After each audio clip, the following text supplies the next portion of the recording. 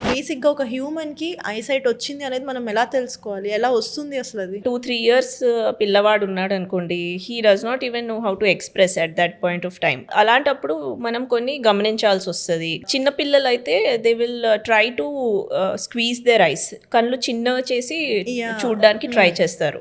బొమ్మ పట్టుకుంటే దగ్గరికెళ్ళి చూడ్డము, ఫోన్ పట్టుకొని దగ్గరికెళ్ళి చూడ్డము అలా చేస్తాడు. ఇంకా కొంచెం ఎక్కువ సైట్ ప్రాబ్లమ్ ఉన్న పిల్లలైతే ఆబ్జెక్ట్స్‌కి అట్లా టచ్ అవ్వకుండా ఎళ్ళిపోతారు ఓకే. తెలియకుండా. యాహ్! యాహ్! అండ్ కొంచెం పెద్దగా అయిన పిల్లలైతే దే విల్ టెల్ హెడేక్ వస్తుంది, ఐ డిస్కంఫర్ట్ ఉంది అండ్ బోర్డ్ కనిపించట్లేదు, స్కూల్లో బోర్డ్ కనిపించట్లేదు ఆర్ పక్కన వాళ్ళ ఫ్రెండ్స్ నోట్స్ చూసి రాసుకోవడం, బోర్డ్ చూడకుండా ఫ్రెండ్స్ నోట్స్ చూసి రాసుకోవడం ఇలా చేస్తారు.